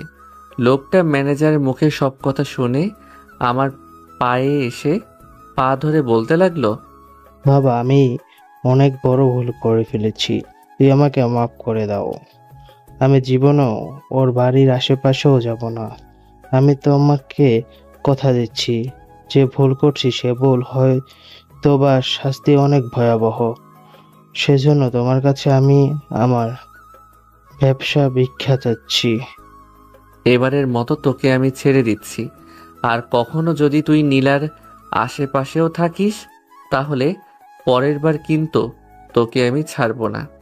এরপর ও ওখান থেকে চলে যায়। ওখান থেকে বাসায় চলে আসি। বাসায় এসে শুয়ে আছি, তখন দেখতে পেলাম মিনা আমার রুমে প্রবেশ করছে। জানি এখন আমাকে শান্তি দিবে না, তাই ঘুমের ভান করেছিলাম। ভাইয়া, এই ভাইয়া, শোন না। আমি জানি তুই ঘুমের ভান করে আছিস। উঠবি নাকি পানি ঢালবো? এই পিচিটার জন্য একটু শান্তিতে ঘুমাতেও পারবো না। যার বাসার মধ্যে এমন একটা পিচ্চি বোন থাকে সেই বোঝে তার কতটা কষ্টের মধ্যে থাকা লাগে। হয়েছে কি বল, কি বলবি? এভাবে চিল্লাচিল্লি করে ডাকছিস কেন? দেখছিস না ঘুমিয়ে আছি? তোর কি জ্বালাতে ভালো লাগে? তুই যে ঘুমিয়ে ঘুমিয়ে ভাবির সাথে রোম্যান্স করছিস তা আমি ভালোভাবে বুঝতে পারছি। এই তুই পিচ্চি মেয়ে, এগুলো জানিস কি করে? এই একদম আমাকে পিচ্চি বলবি না, আমি মোটেও পিচ্চি না। আচ্ছা ঠিক আছে, তুই পিচ্ছি না, তুই একটা বুড়ি। এখন বল কি হয়েছে? কিছু হয় নাই। তুই সকালে চকলেট আনার জন্য বললি, কই এনেছি? না মানে আসলে ভুলে গেছিলাম, আগামীকালকে নিয়ে আসি। এসব বলে তুই আমাকে ভোলাতে পারবি না। আমি কিছুই জানি না। তুই এখন এই মুহূর্তে গিয়ে আমার জন্য চকলেট আনবি। যদি না আনিস তাহলে কিন্তু আমি আম্মু। মিনার মুখ চেপে ধরে বললাম, এই চুপ কর এবার। তুই কি এখানে বসে কান্নাকাটি শুরু করবি? আচ্ছা চুপ করলাম, তাহলে তুই গিয়ে এখন আমার জন্য চকলেট নিয়ে আয়। আচ্ছা ঠিক আছে, যাচ্ছি। কি আর করার, চকলেট আনতেই হবে, না হলে কি করে ফেলে আল্লাহ জানে। আকাশ আর অনিককে কল করে বাসা থেকে মোড়ে আসতে বলি। বাসা থেকে বের হই দোকানে যাওয়ার উদ্দেশ্যে। বাসা থেকে দোকান বেশি দূর না, কিন্তু মিনা যে চকলেটগুলো খায় সেগুলো অন্য জায়গা থেকে নিয়ে আসতে হয়, তাই আকাশ আর অনিককে আসতে বলি। রাতে কোনো রিক্সা নেই, তাই ভাবলাম গলি দিয়ে গেলে হয়তো একটু সময় কম লাগবে। এটা ভেবে গলির পথ ধরে হাঁটতে লাগলাম। একটু সামনে আসাতেই খেয়াল করলাম কয়টা ছেলে সামনে দাঁড়িয়ে আছে, হাতে তাদের হকি স্টিক। আমি পাশ কাটিয়ে যেতে গেলে, ওই দিন তো ভার্সিটিতে আমাকে একা পেয়ে খুব মেরেছিস, আজকে তোকে আমি একা পেয়েছি। সেই দিনের প্রতিশোধটা আমি আজ হাড়ে হাড়ে তুলে নেব। বোকা আসলে তুই। একটা বোকা সিংহ সবসময় একাই বের হয় কারণ সে বনের রাজা, আর তুই কুত্তা কারণ কুকুর সবসময় দল বেঁধে আসে আর ঘেউ ঘেউ করে। কি? তোর এত বড় সাহস, তুই আমাকে কুত্তা বলিস? এই শালাকে ধর।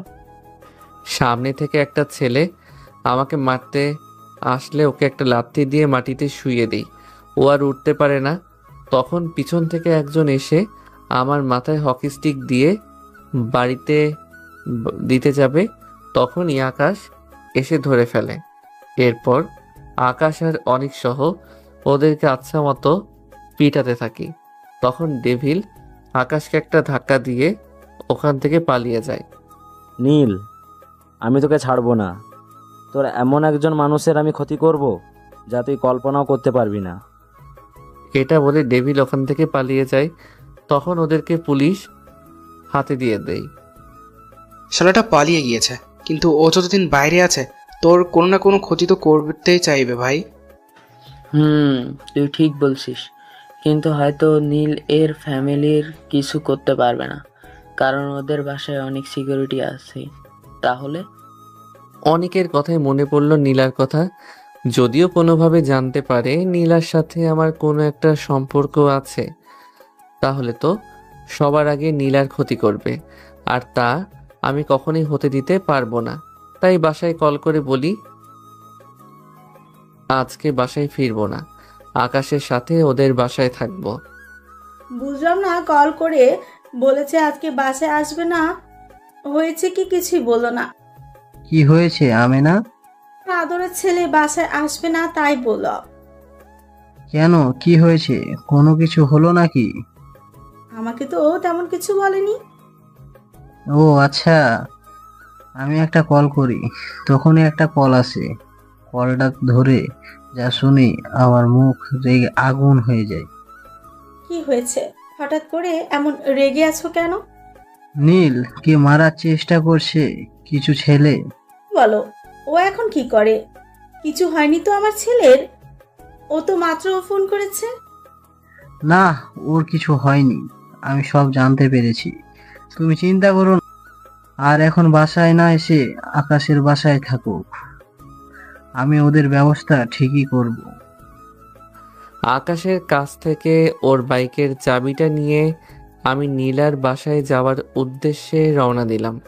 কিছুক্ষণের মধ্যে নীলার বাসার সামনে এসে পৌঁছালাম।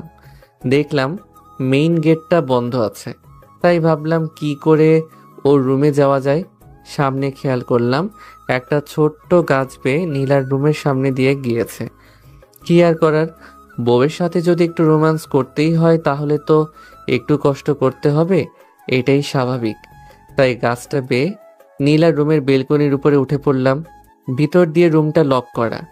ওই বাড়িওয়ালার কাছ থেকে একটা ডুপ্লিকেট চাবি নিয়েছিলাম, ওই চাবিটা বের করে রুমের দরজাটা খুলে ভিতরে ঢুকি। ভিতরে ঢুকতেই কিসে যেন একটু ঘ্রাণ নাকে বাঁধতে লাগলো।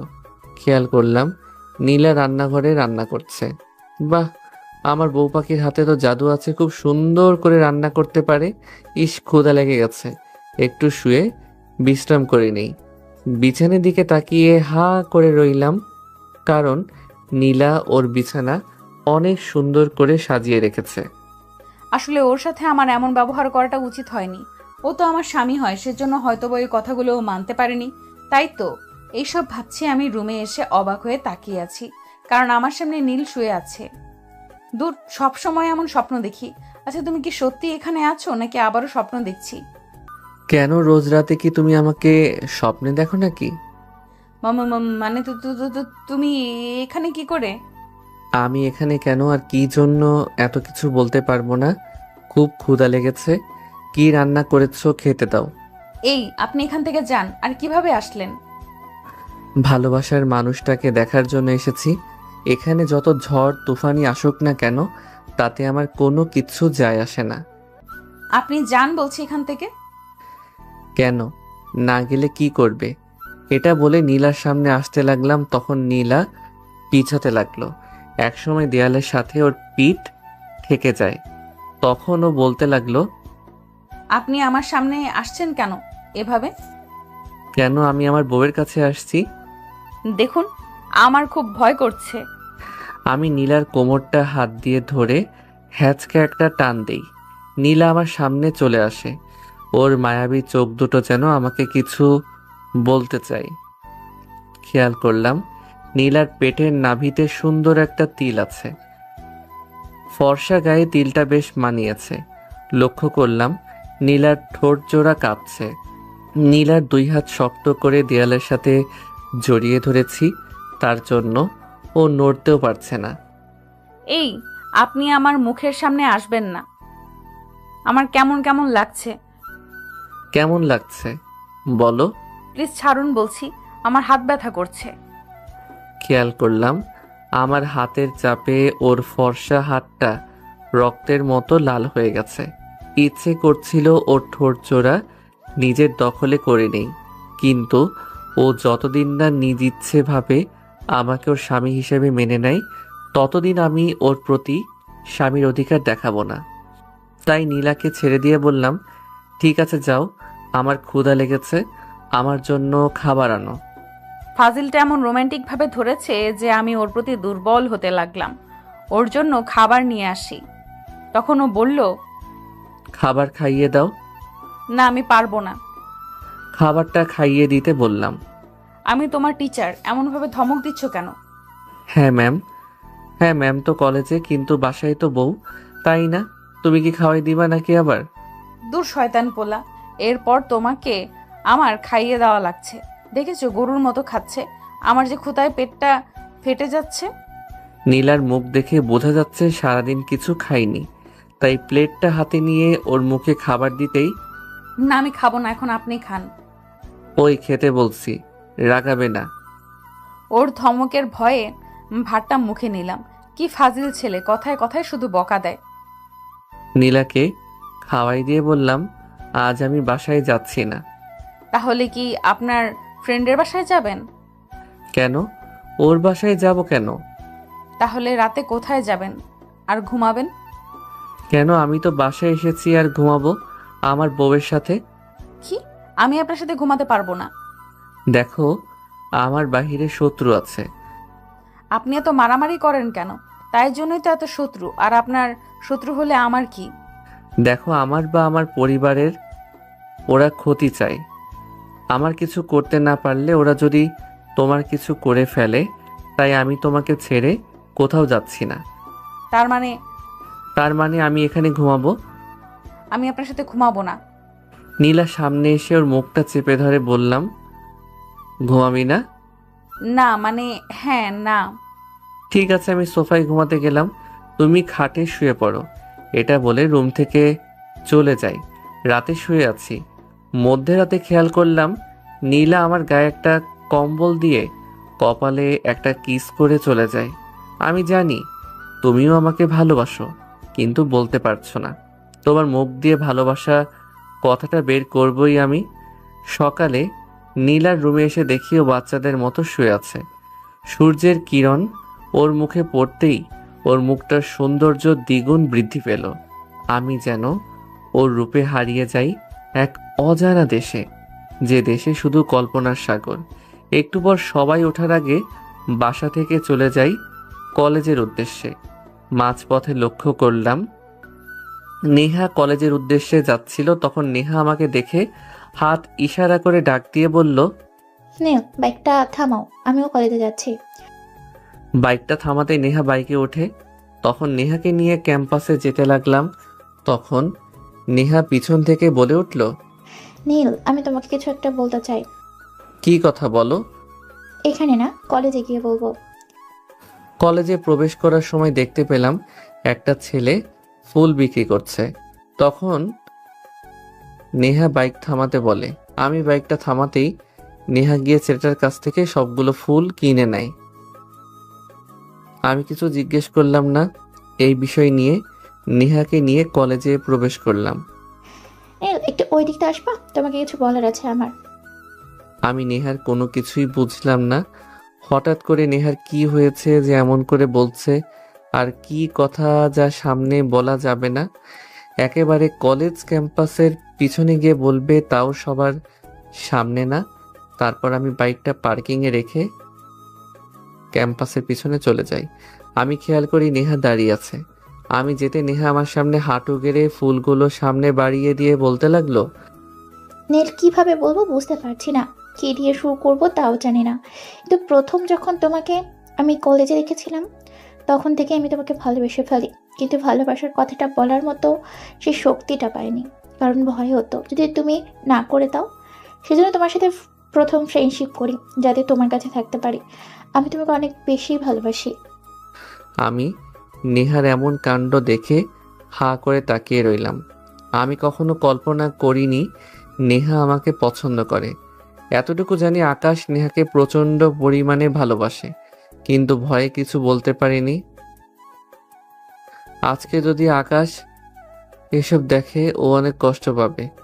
আমি এসব ভাবছি, তখনই নেহা বলে ওঠে, কি ভাবছো?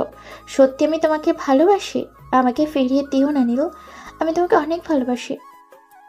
নেহা ওঠো। আসলে নেহা, সত্যি বলতে আমি কখনো তোমাকে এসব চোখে দেখিনি। সব সময় নিজের বন্ধু হিসেবে দেখেছি। আর বড় কথা, আমি ম্যারিড।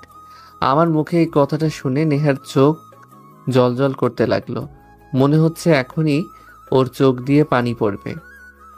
কি বলো তুমি সব? কিন্তু আমি তো এসব কিছুই জানি না। তখন নেহাকে সব কিছু বলি, কিভাবে নীলার সাথে আমার কি হয়েছে। এরপরে নেহাকে বলি আকাশ ওকে অনেক ভালোবাসে। তখন নেহা চোখ মুছতে মুছতে ওখান থেকে চলে যায়। তখন পিছন থেকে আকাশ ডাক দেয়। কি রে নেহা, এভাবে কান্না করতে করতে চলে গেল কেন? তখন আকাশকে নেহার সাথে হয়ে যাওয়ার সব কথা খুলে বলি। তুই তো জানিস আমি কতটা ভালোবাসি নেহাকে। আমি নেহাকে বলেছি তোর কথা। এখন বলে কি হবে? ও তো তোকে ভালোবাসে, আমাকে না। তুই গিয়ে ওকে তোর কথাটা বল। এই সময় ওর একজন পাশে মানুষের প্রয়োজন। তুই ওর পাশে থাকলে ও তোকে মেনে নিবে। যাবো যদি? তোর শালা যা। আচ্ছা, যাচ্ছি। এরপর আকাশকে জোর করে নেহার কাছে পাঠিয়ে দিয়ে শালাকে পাঠিয়েছে। আধা ঘন্টা হয়েছে, এখনো আসছে না। একটু পর খেয়াল করলাম শালা প্রায় আধা ঘন্টা পরে আমাদের কাছে এসেছে। মুখে দেখলাম হাসি লেগে আছে। তখন অনিক বলল, কি রে মামা, তোর তো মনে দেখি লাড্ডু ফুটতেছে, কাহিনী কি? না, বলবো না। কেন, কি হয়েছে? এমন ঢং না করে বল। না দোস্ত, আমার লজ্জা করে। ওকে মেয়েদের কাপড়ের ভেতর রেখে আয় তো। আরে এমন করে কেন বলছিস? আসলে মামা নেহা রাজি হয়েছে। শালা আকাশকে ধরে বললাম, চল। কোথায় যাব? শোনা গো আমার, কিছু বুঝে না ট্রিট দিবি, চল। এখনই দেওয়া লাগবে? তোর সাথে কি আমরা মজা করছি ভাবছিস? না দিলে দুইজন দুই হাত পা ধরে তুলে নিয়ে যাব। জানা হয়ে গেছে, তোর আমার পকেটটা খালি করার ধান্দায় আছিস। কলেজে আর ক্লাস করিনি। আকাশ অনেক সহ রেস্টুরেন্টে চলে যাই ওদের সাথে।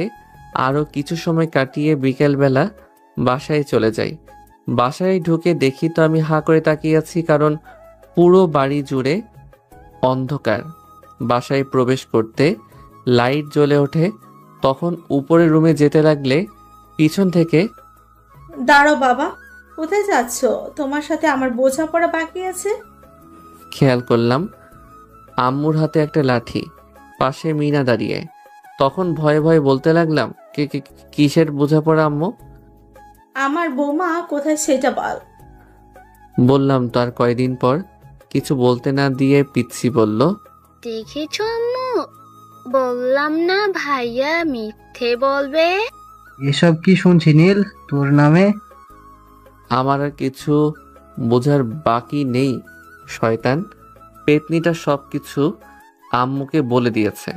তখন আব্বু আবার বলল, কিরে কথা বলছিস না কেন? তুই নাকি বৌমাকে বাসায় আনতে চাসনি? কে এসব বলল? তো ঢং করিস না, মিনা সব বলেছে। তোর সাথে নীলার কি সম্পর্ক বল। আর আমার বৌমা কে? তুই কেন ঘরে আনলি না? আমার তো নীলাকে খুব পছন্দ হয়েছে। আমি না ঠিকই বলছো, মেয়েটা অনেক ভালো। আমার ঘরে আসলে আমাদের এই ছাগল ছেলেটাকে মানুষ করতে পারবে। না আপু, তোমার ছেলে ছাগল না, গরু বলা দরকার। রুমের যে হাল করে রাখে। ওই পেতনি তোকে কিন্তু আমাকে একটা ভেঙচি দিয়ে আম্মুর পিছনে লুকিয়ে যায়। তখন হঠাৎ করে আমার ফোনে একটা কল আসে। হ্যালো, কে? হা হা হা, তোর জম বলছি, আমি ডেভিল। কি ভেবেছিস তোকে আমি এত সহজে ছেড়ে দিব না? এত সহজে না। তোকে 12 ঘন্টা সময় দিচ্ছি, এর মধ্যে তুই যদি না আসিস তাহলে তোর বউকে আমি শেষ করে দিব। ডেভিল, তোকে আমি ছাড়বো না। আমার নীলার যদি কিছু হয় তোকে আমি কেটে কুকুরকে খাওয়াবো। কি হয়েছে? নীলাকে ডেভিল তুলে নিয়ে গেছে। ও কোথায় আছে বলছে না। আমি কিছু জানি না, তুই যেভাবে হোক আমার বৌমাকে বাঁচিয়ে আন। আমি পুলিশকে কল করে সব কিছু বলছি। দাঁড়াও, আমি আকাশ আর অনিককে কল করি, তুমি পুলিশ নিয়ে রেডি থাকো। তখন আমি আকাশ আর অনিককে কল করে সব কিছু বলি। ওরা কিছু সময়ের মধ্যে চলে আসে। এখন কি করবি? তুই তো ঠিকানাও জানিস না। আমি নীলার ফোনে একটা ট্র্যাকিং অ্যাপ নামিয়ে রেখেছি, তাই ওর লোকেশন আমরা খুঁজে পাবো। আমি লোকেশন দেখি আমাদের কলেজের পিছনের পুরনো বাড়িতে। এটা তো আমাদের কলেজের পিছনে। আমি বাইক বের করছি, তোরা তাড়াতাড়ি বের হ। আমি আকাশ সহ বাইকে করে লোকেশনের দিকে যেতে লাগলাম। হা হা হা, সুন্দরী, তোমার রূপে আমি মুগ্ধ। এই রূপটা আমার যে চাই। তুই যদি নীলের বউ না হতিস, এই রূপে আমি তারপরও পাগল হয়ে যেতাম। আমাকে ছেড়ে দে, তোকে কিন্তু আমার স্বামী ছাড়বে না। হা হা হা, তোর স্বামী কখনোই খুঁজে পাবে না তোকে। হে আল্লাহ, আমি কি এই জানোয়ারের কাছে আমার সতীত্ব হারাবো? তুমি আমাকে বাঁচাও মালিক, তুমি আমার স্বামীকে আমার হেফাজত করতে পাঠাও। হা হা, আজ আমি মাস্তি করব তোকে নিয়ে। এই তোর ফিগার দেখে আমি পাগল হয়ে গেছি রে। এই তোরা সবাই বাইরে যা। আমি খেয়াল করলাম ছেলেটার শার্ট খুলে আমার সামনে আসতে লাগলো। আকাশ, তোরা ওই পাশ দিয়ে ওদেরকে ধর, আমি ভিতরে যাচ্ছি। আকাশ আর অনিক ওই ছেলেগুলোকে মারতে লাগলো। আমি ভিতরে ঢুকতেই দেখি ডেভিল নীলার সাথে হাতাহাতি করতে লাগলো। এক পর্যায়ে নীলা ঠাস করে ডেভিলকে একটা থাপ্পড় দেয়। তখন ডেভিল নীলাকে যখনই মারতে যাবে আমি পিছনে থেকে ডেভিলকে একটা লাথি দেই। ডেভিল গিয়ে ছিটকে পড়ে নিচে। আমাকে সামনে দেখতে পেয়ে নীলা যেন প্রাণ ফিরে পায়। দৌড়ে এসে আমাকে জড়িয়ে ধরে কান্না করতে করতে জ্ঞান হারিয়ে ফেলে। এর মধ্যে আব্বু পুলিশ নিয়ে আসে। সবাইকে পুলিশ ধরে নিয়ে যায়। আমি নীলাকে কলে নিয়ে গাড়িতে করে বাসায় নিয়ে আসি। ডাক্তার এসে কিছু ওষুধ দিয়ে চলে যায়। আম্মু নীলার পাশে বসে আছে, কারণ এখনো নীলার হুঁশ আসেনি। তুই যা, আমি ওর পাশে আছি। তুই গিয়ে ফ্রেশ হয়ে নে, সন্ধ্যা হয়ে গেছে। আম্মু, কিছু হয়নি তোমার মা? আম্মুকে জড়িয়ে ধরে কান্না করতে লাগলাম। দূর পাগলি, কেউ এভাবে বাচ্চাদের মতো কান্না করে? তুই একবার বলতি আমার বৌমা তুই, তাহলে আমি কখনো তোকে ওই বাসায় থাকতে দিতাম না। নীলার চিৎকার শুনে আম্মুর রুমে দৌড়ে এসে দেখি নীলা আম্মুকে জড়িয়ে ধরে কান্না করছে। তখন আম্মু বলল, নীলাকে তোর রুমে নিয়ে যা, ওর এখন বিশ্রামের প্রয়োজন। আম্মু এটা বলে নিচে চলে যায়। আমি নীলার পাশে গিয়ে বললাম, এখন কেমন লাগছে? ভালো। আমি নীলাকে কোলে নিতেই ও বলে উঠল, এই কি করছো? আমাকে নামিয়ে দিন, আমি বাসায় যাব। এই মেয়ে, একদম চুপ, একটা কথা বলবা না। এখন থেকে তুমি এখানে থাকবে। আমি আকাশ আর অনিককে বলেছি, ওরা তোমার সব জিনিস নিয়ে আসবে। এই শয়তান পোলা আমার বুঝি লজ্জা করে না? এই পিচ্চি ছেলে শুধু আমাকে ভয় দেখায়। এই শোনেন না, হয়েছে কি বলো? আমার না এত বড় রুমে ঘুমাতে ভয় করছে। তো এখন কি করব? আমি বলছি আমার সাথে আপনিও ঘুমান, কিন্তু শর্ত আছে, মাঝখানে কোলবালিশ থাকবে। এটা তো মেঘনা চাইতে জল। আমার মনে তো শুধু লুঙ্গি ড্যান্স করছে। আমি খাটে এসে শুয়ে পড়ি। নীলা খাটের মাঝখানে একটা বালিশ দিয়ে শুয়ে পড়ে। রাতে প্রচণ্ড পরিমাণ ঝড় আসে। ঝড়ে বিদ্যুতের শব্দে নীলা আমাকে জড়িয়ে ধরে ভয়ে। ইস, রাতে আমি মনে হয় ওনাকে জড়িয়ে ধরে শুয়েছিলাম। কি যে লজ্জা লাগছে। তখনই দেখি কেউ ভেতরে প্রবেশ করছে। ভাবি, তুমি উঠেছো? জানতাম তুমি উঠবে। কেন, তোমার ভাই উঠবে না? বাংলাদেশের যুদ্ধ লাগবে, ওর খবর থাকবে না। তুমি বলছো ওর ওঠার কথা? তোমার ভাই অনেক ফাজিল, তাই না? আমি ঘুমের ভান করে মিনার সব কথাই শুনছি। মিনা, পেতনি, তোকে আমি ছাড়ছি না। আমার নামে মিথ্যা অপবাদ দিস তুই আমার একমাত্র বউয়ের কাছে। ছাড়ো তো আমার গাধা ভাইটার কথা। তোমাকে আম্মু নিচে নাস্তা করতে ডাকছে। তোমার ভাই গাধা। তাই না তো কি? আমি এটাই ভাবিও। তোমাকে পটালো কি করে? একটু পর খেয়াল করলাম নীলা ও মিনা নিচে চলে যায়। তারপর আমি বিছানা ছেড়ে উঠি। ওয়াশরুমে গিয়ে ফ্রেশ হয়ে নিচে এসে দেখি নীলা নেই। চারপাশে নীলাকে খুঁজে না পেয়ে আম্মুকে জিজ্ঞেস করতেই, ও নীলামা, ও তো মিনাকে স্কুলে দিয়ে যেতে গেল, আর এখানে নাকি ওর কিছুই নেই, তাই বাসা থেকে রেডি হয়ে বিকেলে চলে আসবে। তুই বিকালে ওকে নিয়ে আসিস। এটা বলে আম্মু চলে যায়। কিছু সময় পর আম্মু নাস্তা দেয়, নাস্তা করে রুমে আসি। রুমে এসে রেডি হয়ে নীলার বাসার উদ্দেশ্যে রওনা দিই। যাওয়ার সময় দেখি আকাশ ও অনিক আমার দিকে আসছে। কে রে মামা, কোথায় যাচ্ছিস তুই? এই তো নীলা নাকি ওর বাসায় গিয়েছে, তাই ওকে নিয়ে আসবো। আর তোদেরকে যে বলেছি ওর সবকিছু নিয়ে আসার জন্য, কি করেছিস? আরে আমরা লোক পাঠিয়ে দিয়েছি, সব কিছু অলরেডি প্যাকিং করে মনে হয় তোর বাসায় পৌঁছে দিয়েছে। তা তো বুঝলাম, কিন্তু তোরা সকালবেলা হঠাৎ করে আমার বাসার দিকে? হ্যাঁ মামা, আসলে তোকে একটা খবর দিতে এসেছি। কি খবর বল? না, আমার খুব লজ্জা করছে। এই আকাশ, তুই বল না। আহা শোনা গো আমার, সেদিন তো খুব বড় করে আমার কথা বলেছিস। আসলে মামা হয়েছে কি, ওই শালার আগামীকালকে এঙ্গেজমেন্ট হবে, তাই পার্টি দিয়েছে। তাই সন্ধ্যায় তুই ভাবিকে নিয়ে পার্টিতে যাবি। কিছু সময় পর খেয়াল করলাম ওয়াশরুমের দরজা খোলার শব্দ। তখন নীলা তোয়ালে পেঁচানো অবস্থায় ওয়াশরুম থেকে বের হয়ে আসে। এই আপনি এখানে কেন? নীলাকে এমন অবস্থায় খুব হট দেখাচ্ছিল। আমি যেন ওর থেকে চোখ ফিরাতে পারছি না। দেখ শয়তানটা কিভাবে তাকিয়ে আছে। আমাকে দেখে লজ্জায় নীলা আবার ওয়াশরুমে চলে যায়। ভিতর থেকে কথাগুলো বলতে থাকে। নীলার জন্য কিনে রাখা ড্রেসটা ওর সামনে দিয়ে বলি, এটা পরে আসো। না, আমি পারবো না, আপনি এখান থেকে যান। তুমি এটা না পরলে আমি যাব না। না, আমি পরবো না, আপনি এখান থেকে যান। কি, তুমি এটা পরবে না? না, পরবো না এটা। এটা বলে ওয়াশরুমে ঢুকে যায়। নীলা আমাকে ভিতরে ঢুকতেই দেখে পিছাতে যেতে লাগলো। আমি ওর হাত ধরে একটা হ্যাঁচকে টান দিই, সোজা গিয়ে আমার বুকে এসে পড়ে।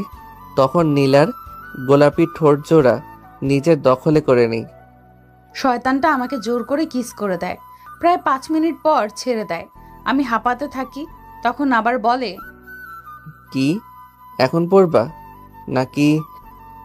না না, পড়ছি, যান আপনি বাইরে।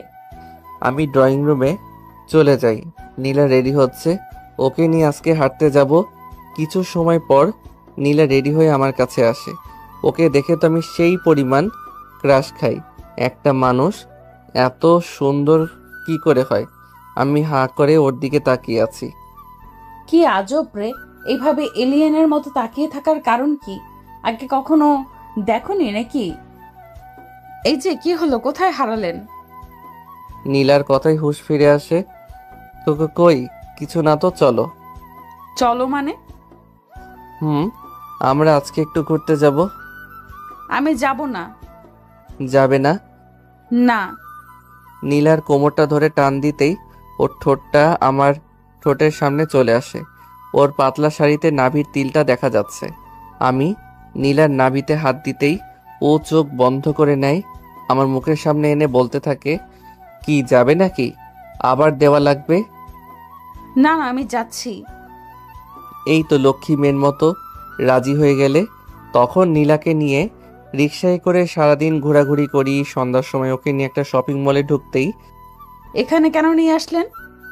আরে ভিতরে আসো, ভয় পাওয়ার কিছু নেই। আমি আগে কখনো এত বড় শপিং মলে আসিনি। উনি আমাকে জোর করে শপিং মলের ভেতরে নিয়ে যায়। নীলাকে একটা দোকানে নিয়ে অনেকগুলো শাড়ি দেখাতে থাকি। অনেক খোঁজার পর আমার আর নীলার জন্য এক কালারের একটি শাড়ি আর পাঞ্জাবি নেই। এরপর দোকান থেকে বাসায় চলে আসি নীলাকে সাথে নিয়ে। পিছনে আসার সময় নীলা কিছু বলতে চেয়েছিল, ওকে কিছু না বলতে দিয়ে চলে আসি। বাসায় আসতেই আম্মু, কিরে সারাদিন কোথায় ছিলি? তোকে কয়বার আকাশ আর অনেক কল করেছে, তুই ধরলি না? ফোনটা হাতে নিয়ে দেখি ফোনটা অফ হয়ে আছে। তখন আম্মু আবার, নীলাকে নিয়ে যে আজকে অনেকের এঙ্গেজমেন্টে যাওয়ার কথা ছিল, এখন যা নীলাকে নিয়ে উপরে যা। আর নীলামা তুমি রেডি হয়ে নাও, তোমরা আজকে একটা পার্টিতে যাবে। জি আম্মু। আমি আম্মুর রুমে গিয়ে আমার আগের কোন ড্রেসটা নতুন আছে দেখছি, কারণ ওখানে সবাই বড়লোকের ছেলে মেয়েরা যাবে, কিন্তু আমার তো কোনো দামি ড্রেস নেই। তখনই দেখি দরজা খোলার শব্দ। তুমি আম্মুর রুমে কি করো? আমি তো আম্মুর রুমে সবকিছু রাখছি।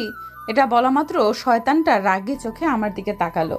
আমি ভয়ে বললাম, কেন, কি হয়েছে? নীলার হাত ধরে টান দিয়ে উপরে আমার রুমে নিয়ে আসি। নীলাকে রুমে নিয়ে এসে শপিং মল থেকে আনা শাড়িটা দিয়ে বলি, এটা গিয়ে পরে আসো। না, আমি যাব না। নীলার হাতটা দেয়ালের সাথে চেপে ধরতেই বলে ওঠে, আউচ, প্লিজ ছাড়ুন, ব্যথা করছে। নীলার ফর্সা হাত চেপে ধরার কারণে ওর হাত লাল হয়ে যায়। না, আগে বলো পরে আসবে। আপনি ছাড়ুন, আমি যাচ্ছি। নীলা ওয়াশরুমে চলে যায় ড্রেস চেঞ্জ করতে। আমি রুমে বসে ব্যাগ থেকে নীলার সাথে ম্যাচিং করা পাঞ্জাবিটা নিয়ে পরে নিচে এসে অপেক্ষা করতে থাকি। একটু সময় দেখলাম নীলা নীল শাড়িটা পরে নিচে নামছে। ওকে দেখতে একদম পরীর মতো লাগছে। আমি তো ওর দিক থেকে চোখ ফেরাতে পারছি না। নীলাকে নিয়ে গাড়ি করে অনেকের পার্টিতে চলে যাই। ওখানে পৌঁছে দেখি অনেক দাঁড়িয়ে আছে। আমাকে দেখতেই কাছে এসে বলল, তোরা এখন আসার সময় হলো? আমার কাজিনরা সবাই তোকে দেখার জন্য দাঁড়িয়ে আছে। আমি নীলাকে একটা টেবিলে বসিয়ে দিয়ে অনেকের কাজিনদের সাথে দেখা করতে গেলাম। আমি খেয়াল করলাম আমি মেয়েগুলোর কাছে যেতেই তখনই নীলা আমার পিছু পিছু আসতে লাগলো। তাই ওকে আরো একটু রাগানোর জন্য অনেকের কাজিনদের সাথে হেসে হেসে কথা বলতে লাগলাম। জীবনে কি ছেলে দেখেনি যে আমার পিচ্চি জামাইকে নিয়ে ওদের এমন করতে হবে? আমি পিছনে লক্ষ্য করলাম নীলা রেগে গজগজ করতে করতে পেছনে একটা টেবিলে এসে বসলো। আমি ফারজানার সাথে কথা বলছিলাম, তখন আকাশ এসে বলল, নীল, কাম তো সারছে। ভাবি তো তোর এসব দেখে রাগের মাথায় জুস ভেবে হুইস্কি খেয়ে ফেলছে। আমি গিয়ে দেখি নীলা মাতলামো করছে। তখন কোনো রকম নীলাকে গাড়িতে উঠিয়ে বাসায় নিয়ে আসি, কোলে করে রুমে নিয়ে যাই। রুমে যাওয়ার পরে নীলা মাতাল অবস্থায় বলতে লাগলো, এইদিকে, আমি কি দেখতে হট না? তুমি তো খুব সুন্দরী। তাহলে তুই ওই মেয়েগুলোর সাথে এইভাবে মিশতে গেলি কেন? আমাকে কিস কর। না ম্যাম, আমি পিচ্ছি, ছেড়ে দেন। চুপ, তোকে আমি আজ ছাড়বো না। আজকে তোকে আমি রোমান্টিক অত্যাচার করব। নীলার এসব কথা শুনে আমি ফোন বের করে সব ভিডিও করে রাখি। এরপর নীলা আমার উপর ঝাঁপিয়ে পড়ে। বাকি কথাটা না হয় ইতিহাস থাকুক। ইস, রাতে ওদের এখানে কি একটা নতুন জুস খাওয়ার পর আমার মাথাটা প্রচুর পরিমাণ ঘুরছিল।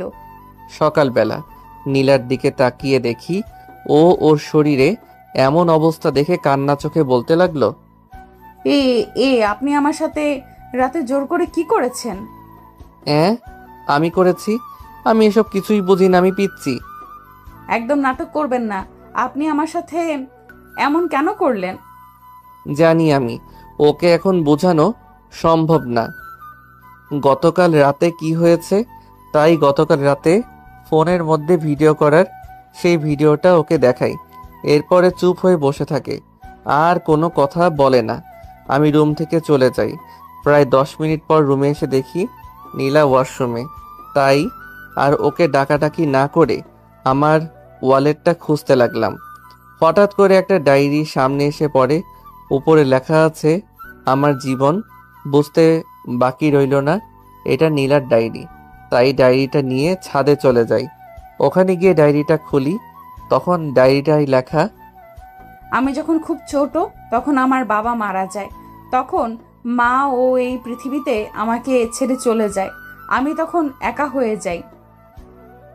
ওই একাত্ম জীবনে আমার প্রিয় বলতে আমার খালাই আছে। মাত্র 8 বছর বয়সে নিজের মা বাবাকে হারাই। খালা অনেক কষ্ট করে মাধ্যমিকটা শেষ করায়, কিন্তু আমি যে হতভাগী, আমার জীবনে কেউ থাকে না। একসময় আমার খালাও অসুস্থ হয়ে মারা যায়। নিজে অনেক কষ্ট করে পড়াশোনাটা শেষ করি। সব সময় আল্লাহর কাছে চেয়েছি আমার জীবনের জন্য এমন একজনকে দেওয়ার জন্য যে আমাকে সব সময় বুঝবে, আমাকে ভালোবাসবে। আল্লাহ আমার কথাটা রেখেছে। নীল খুব ভালো একটা ছেলে, আমার জুনিয়র হলেও আমাকে খুব ভালোবাসে, কিন্তু ওকে আমি মেনে নিতে পারবো না, কারণ ওর বাবা মা আমাকে ওদের ছেলের বউ হিসেবে মানবে না, কারণ আমি যে এতিম। আজকে আমি খুব খুশি, কারণ আমার জীবনে যা পাইনি তা আমার স্বামী আমাকে দিয়েছে। সব সময় চেয়েছি নিজের শ্বশুর শাশুড়িকে মায়ের মতো দেখব। আল্লাহ হয়তো আমার কথা রেখেছে। আমি একজন মা ও বাবা পেয়েছি। ও যেন বোঝে না আমি ওকে অনেক ভালোবাসি। ও কেন বোঝে না আমি ওকে এত ভালোবাসি? কিন্তু আমারও তো ইচ্ছে আমাকে কেউ রোমান্টিকভাবে প্রপোজ করুক। যতদিন না ও আমাকে প্রপোজ করছে আমি রাজি হব না। বলে দিলাম, শয়তান পোলা। লাস্ট পেজ, আর কিছু লেখা নেই। নীলার জীবনে অনেক কষ্ট, তাই ওয়াদা করলাম কখনো ওকে কষ্ট পেতে দিব না। নীলার জন্য অনেক আগে একটা ডায়মন্ড রিং কিনে রেখেছিলাম। ওটা বের করে হাতে নিয়ে রুমের দিকে পা বাড়াই। রুমে গিয়ে দরজা নক করে ভিতরে প্রবেশ করতেই দেখি নীলা রেডি হচ্ছে কলেজে যাওয়ার উদ্দেশ্যে। ওর সামনে এসে বললাম, চোখ বন্ধ করো। কেন? তোমাকে চোখ বন্ধ করতে বলেছি। না, করব না বন্ধ। ওই তুই চোখ বন্ধ করবি? কোমরটা চেপে ধরে বললাম। করছি তো, এমন রাগ দেখান কেন? আমিও কলেজে দেখাবো, শয়তান পোলা। আমি কি করতে পারি? নীলা চোখ বন্ধ করতেই আমি ওর সামনে হাঁটু গেড়ে বসে বলতে লাগলাম, যদি কখনো হারিয়ে যাই ওই দূর তারার দেশে, তখনও কি তুমি খুঁজবে আমায় হাত বাড়িয়ে ভালোবেসে? যদি কোনো দিন নিভে যায় আমার আশার প্রদীপ, তুমি কি তখন জ্বালাবে আলোর দ্বীপ? যদি আমি কখনো হারিয়ে যাই দূর দিগন্তে, তখনও কি আমি থাকবো তোমার মনের সীমান্তে? বাসবি কি ভালো, থাকবি কি সারা জীবন? নীল নীলান্তে বাসছি ভালো, বাসতে চাই তোমাকে সারাটা জীবন প্রিয়।